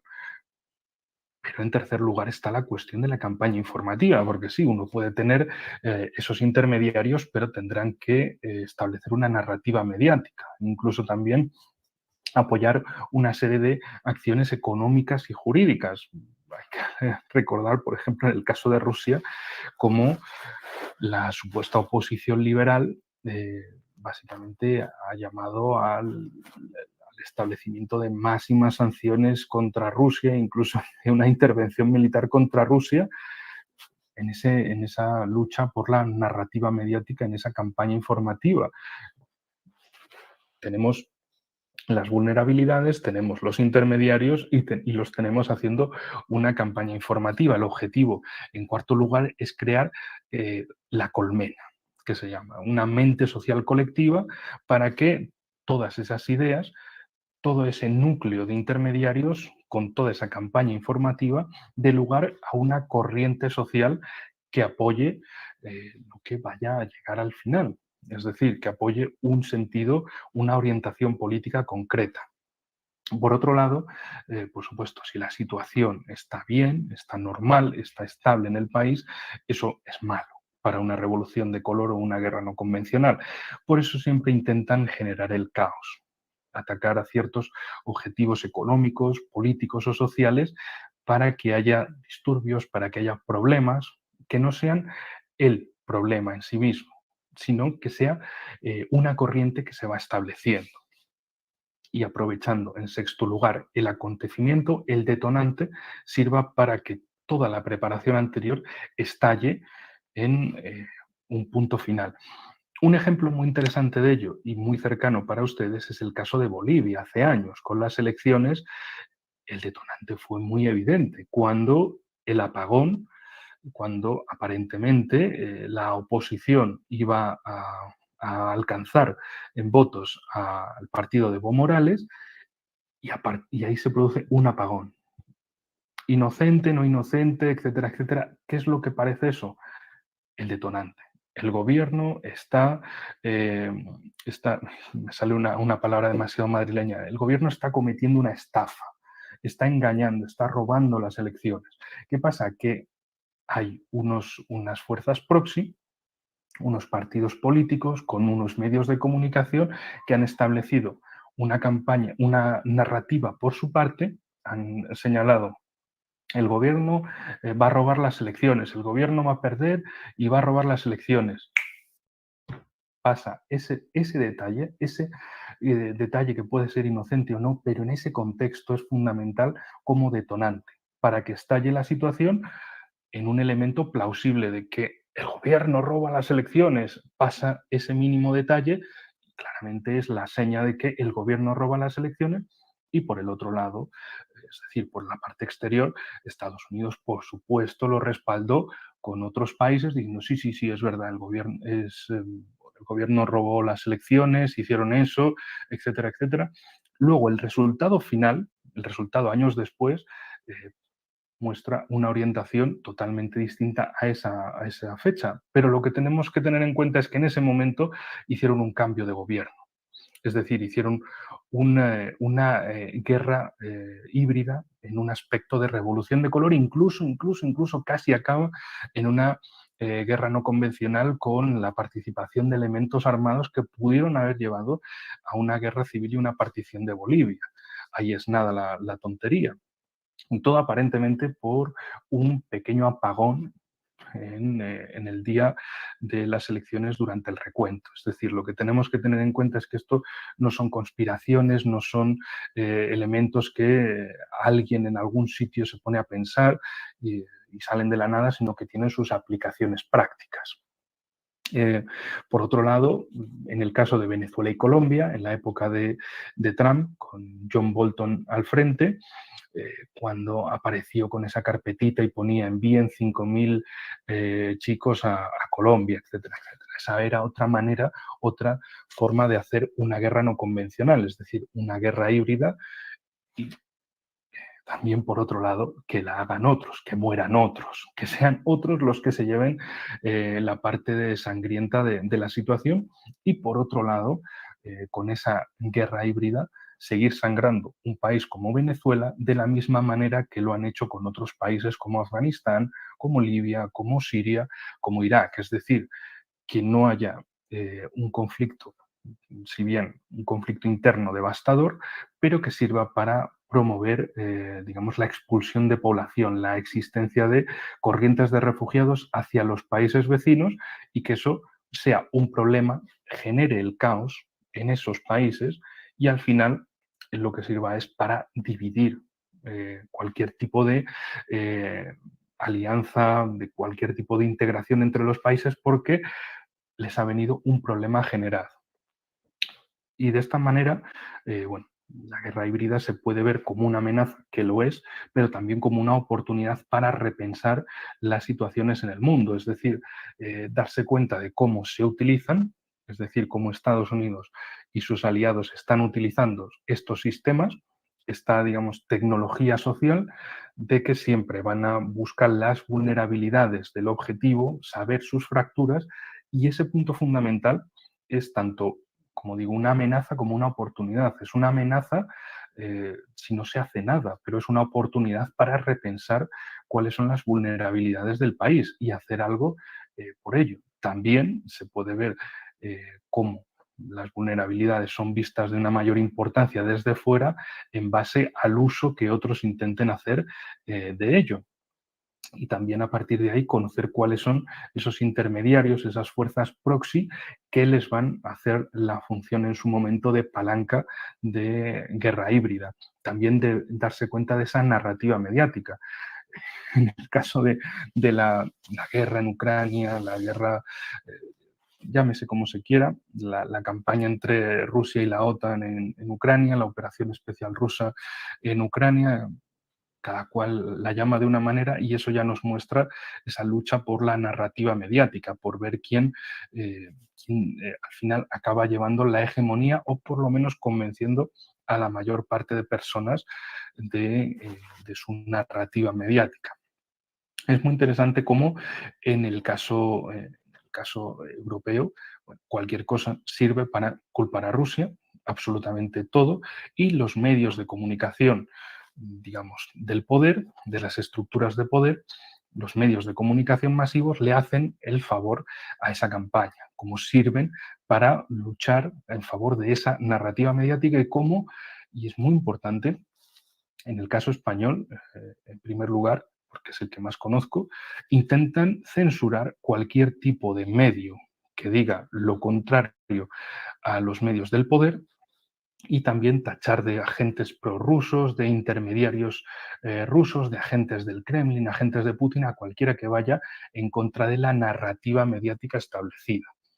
Esto es fundamental porque nos muestra otro ejemplo de cómo esta guerra híbrida existe y no solo existe, digamos, de Occidente a países del tercer mundo, en esta perspectiva centrada en Occidente, sino que es algo que existe dentro de nuestros mismos países, que existe precisamente para condicionar, para hacer esa guerra cognitiva, para conseguir el consentimiento de la población en un sentido o en otro. Y, por supuesto, a través de esa campaña informativa, conseguir que haya una mente social colectiva, que haya una colmena que puedan orientar, que puedan impulsar, que puedan mover, como por ejemplo pasó en febrero y marzo, especialmente en favor de acciones militares de todo tipo contra Rusia, aplaudidas por las sociedades de diferentes países occidentales. Eso no podía haber tenido lugar si no hubieran tenido esos intermediarios, si no hubieran conocido las vulnerabilidades y si no hubieran estado haciendo una campaña informativa desde hace muchos años. Por otro lado, cuando estalló la pandemia de coronavirus, también muchos gobiernos tomaron decisiones precisamente impopulares y para conseguir ese consentimiento, para conseguir que la sociedad se transformase en una colmena, hicieron toda esa campaña informativa buscando la hegemonía de su narrativa mediática y de cómo, por ejemplo, ahora en España, el gobierno, bueno, en realidad los dos principales partidos de la estructura del poder, tanto el Partido Socialista como el Partido Popular, se han puesto de acuerdo para el establecimiento de una ley de comunicación audiovisual que se conoce como la ley YouTube en muchos casos y viene a ser una manera de fichar a cualquier creador de contenidos que dice solo a los importantes, pero eso está por desarrollar en un reglamento de quién es importante y quién no, pero, por así decirlo, tomar nota de quién es creador de contenido y si va en contra de la narrativa del gobierno, aplicarle multas administrativas, es decir, multas automáticas, y luego ya que la gente recurra cuando sea, pero la multa se la come en el momento y tiene que pagarla en el momento. Es un modo también de censurar a la población y de aprovechar este contexto, por un lado, que venimos de pandemia 2020, 2022, la guerra en Ucrania, y aprovechar esas excusas para dar lugar a acciones digamos, de campaña de narrativa mediática hegemónica, impedir que haya cualquier otro que pueda debatir, que pueda ofrecer otro punto de vista sobre ello. Y creo que nos quedamos sin tiempo apenas, entonces lo dejamos por aquí. Eso sí, lo dejamos con el agradecimiento más sincero a todas las organizaciones. Un gran saludo hasta Nicaragua, hasta Argentina y hasta Perú, especialmente por ser los tres pilares de la organización de estos eventos. Espero que no se hayan aburrido, espero que haya hablado ni muy lento ni muy rápido, que a veces hay que navegar entre esas dos velocidades. Y bueno, y por supuesto espero el partido de vuelta en vuestro canal en Humo y Espejos.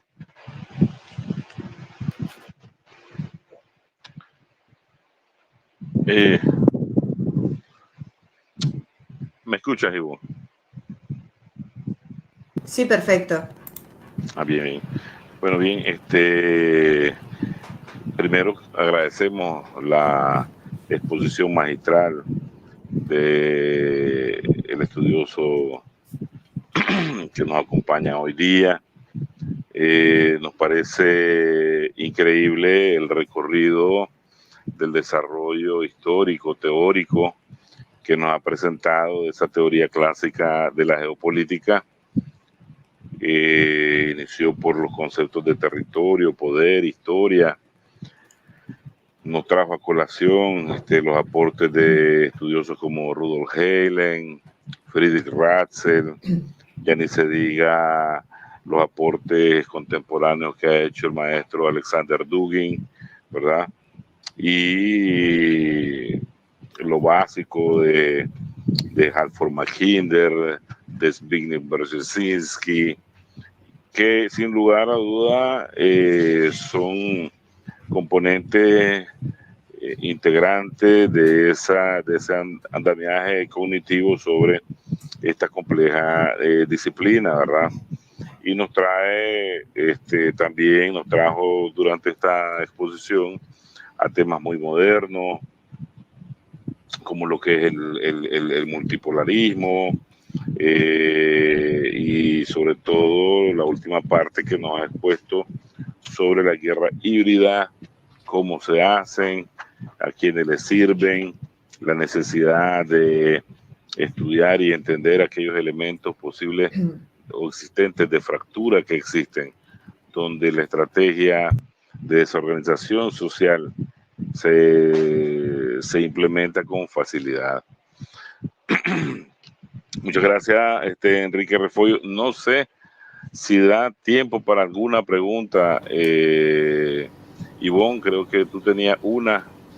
Sí, casi me parece injusto que yo haga la pregunta y después diga no hay más tiempo. Es que lamentablemente tenemos un compromiso y estas cuestiones virtuales nos hace trabajar el doble, ¿no? Sí, reconocer que Enrique nos dejó con ganas de más, o sea, realmente nos dejó con mucho más entusiasmo e interés. Así que, Manuel, si te parece, hacemos 2 preguntas. Si consideras, hago la nuestra, y si no, hace como vos quieras.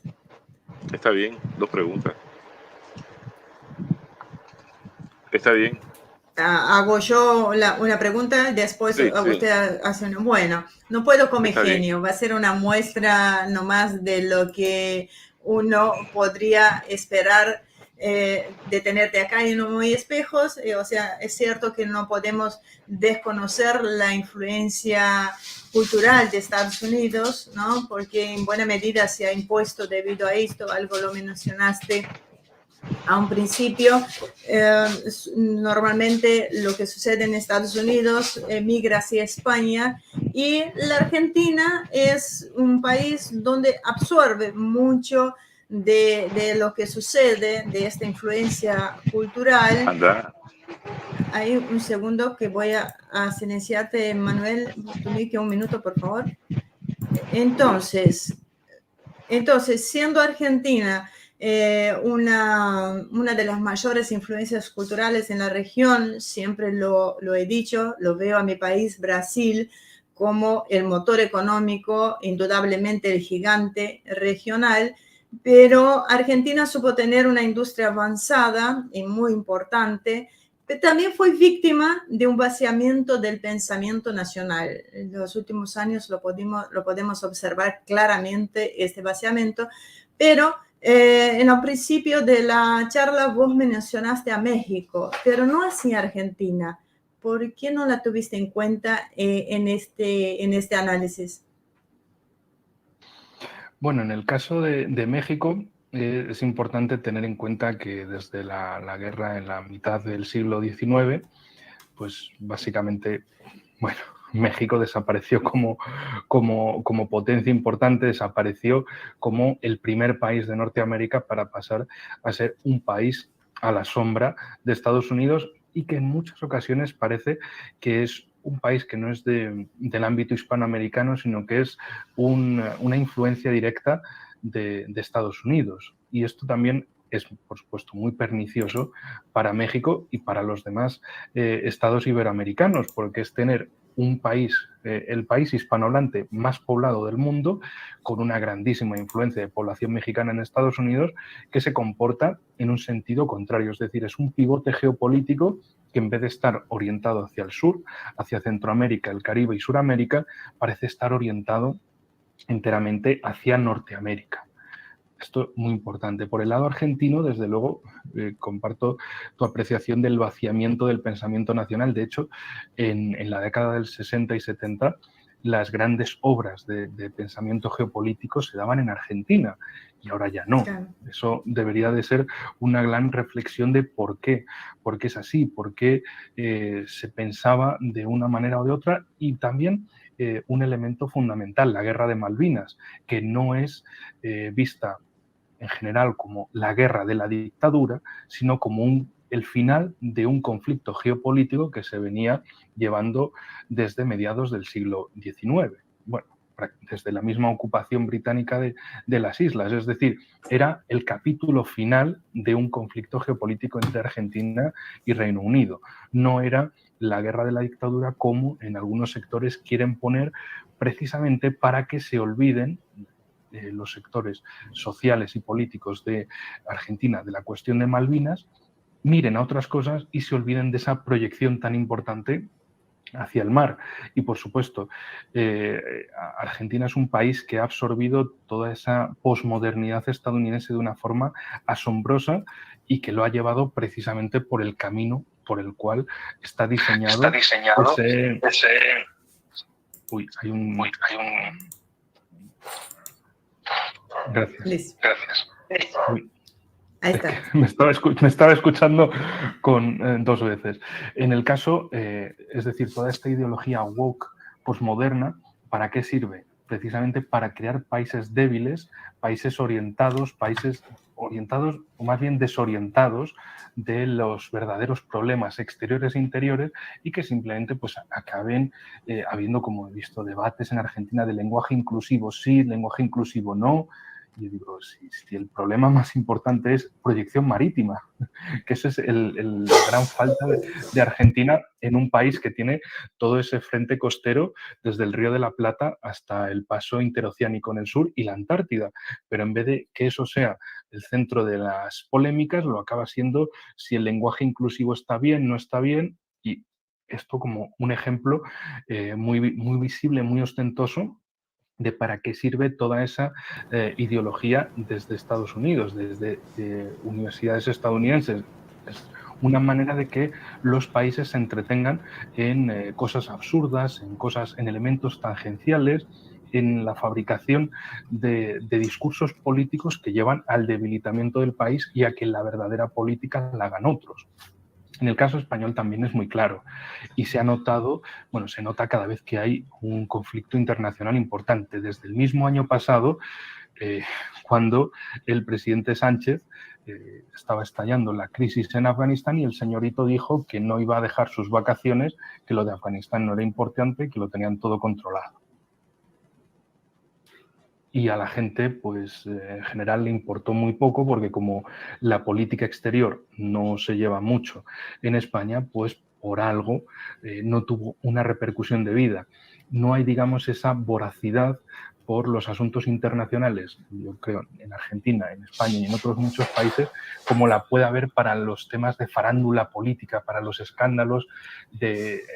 por ejemplo, ahora con el caso de la primera ministra finlandesa y sus vídeos de fiesta como si fuera una chiquilla cualquiera, en un país cualquiera, en una situación cualquiera, y el debate que intentan centrar desde los principales partidos políticos y de sus grupos de pensamiento es que no se puede criticar a una mujer que está de fiesta porque eso es machista, etcétera, etcétera, pero se olvidan de la situación muy importante, y es que el día anterior te están machacando con que si la guerra en Ucrania, la invasión a Rusia, el problema del gas, de la energía, etcétera, etcétera.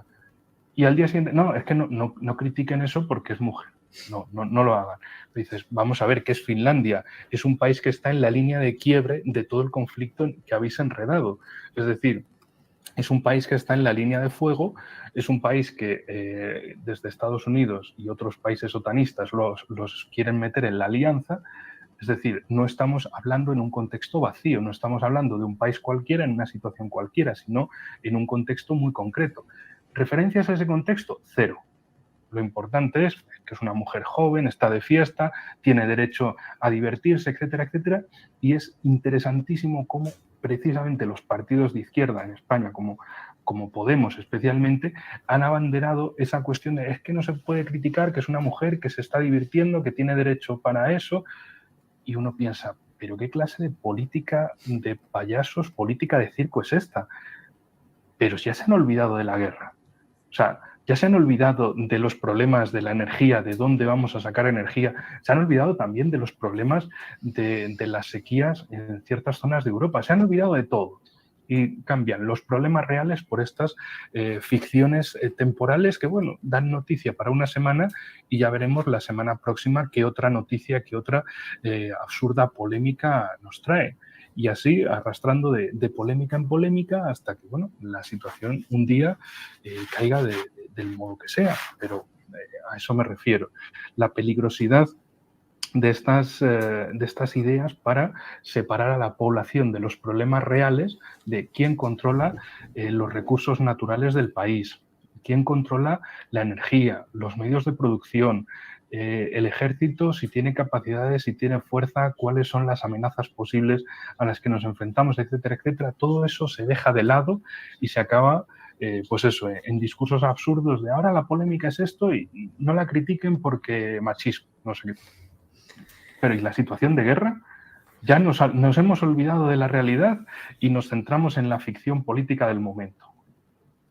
Es solamente con esto, Manuel, coincidirás que nos daría para un programa completo con Enrique. Manuel, lo que sugiero, y si a vos te parece bien, es que como veo todos los que se han anotado en el curso y realmente ha despertado un interés muy grande, es que reciban las preguntas, que vos recibas las preguntas y nosotros hacemos un pregrabado especialmente, si Enrique estás de acuerdo, para responder cada pregunta y ahí lo podemos no acotarlo tanto con el tiempo de la respuesta, sino que dar estas respuestas a los participantes de una manera mucho más profunda.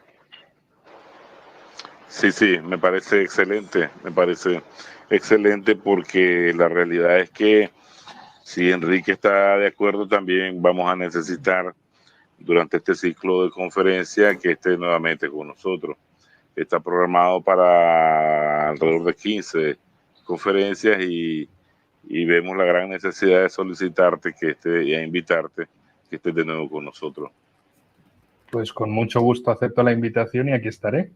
Gracias Enrique, te agradecemos realmente esta tan exitosa y profunda conferencia magistral que has compartido con todos nosotros en este curso sobre geopolítica rusa en transformación del orden mundial. Solo dejo en el aire la pregunta que te iba a plantear y era que en tu currículum, ¿verdad? Que es muy extenso, muy bueno, aparece el estudio de la geografía militar. Estamos a pocos días, ¿verdad? A 4 días de cumplir 6 meses del inicio de la operación especial militar rusa en Ucrania y nos parece interesante que en tu próxima charla o en el espacio que se haga contigo para responder las preguntas que ya existen ahora, producto de este encuentro, repares en cuanto el estudio de la geografía militar nos ayuda para comprender la geopolítica actual y que se vive alrededor de la situación en Ucrania. Perfecto, pues nos quedamos con la pregunta y lo dejamos aquí y nos vemos en el partido de vuelta. Sí. Gracias, muchas gracias. Así que... Felicidades, Enrique, felicidades. Muchas gracias. Así que bueno, la verdad, muy agradecido el espacio Humo y Espejos. Acá en ACTV estamos muy contentos de haber conocido y estar organizando en conjunto con el Centro de Relaciones, Centro de con el CREI, perdón. Estamos con el CREI trabajando en conjunto porque la verdad es que nos ha dado la posibilidad de conocer personalidades como Enrique, que nos permite comprender un poco más lo que está sucediendo en el mundo y qué es lo que está haciendo Rusia. Así que, Manuel, muchísimas gracias por esta oportunidad. Para nosotros es verdaderamente un lujo poder acompañarlos y esperamos seguir creciendo juntos. Y Enrique, muchísimas gracias por la participación, por la exposición que estuvo realmente excelente y nos ha dejado a todos con muchas ganas de seguir hablando y profundizando en estos temas. Le debemos a Carlos Amani de Perú, del Proyecto Patria, que también estamos con él, también la gran oportunidad de tener a Enrique hoy día en el encuentro. Es verdad, el Proyecto Patria ahí presente también con Humo y Espejos. Carlos, muchísimas gracias y ya estamos haciéndoles una convocatoria de una actividad que estamos organizando muy pronto con el CREI, con Proyecto Patria y todos. Así que bueno, muchísimas gracias a todos los asistentes, son invaluables. La presencia de ustedes es la que hace posible que nosotros estemos acá, que sigamos creciendo, cada uno en su región, pero cada uno con este mismo entusiasmo y con estas ganas de seguir comprendiendo un poco más el mundo actual. Así que los esperamos el próximo sábado a las 12 del mediodía. Vamos a estar un poquito más atentos para empezar en horario y poder llegar bien a tiempo con todo. Así que muchísimas gracias a todos ustedes. Gracias. Muchas gracias. Saludos. Saludos. Hasta luego. Hasta la próxima. Muchas gracias. Chao, muchas gracias.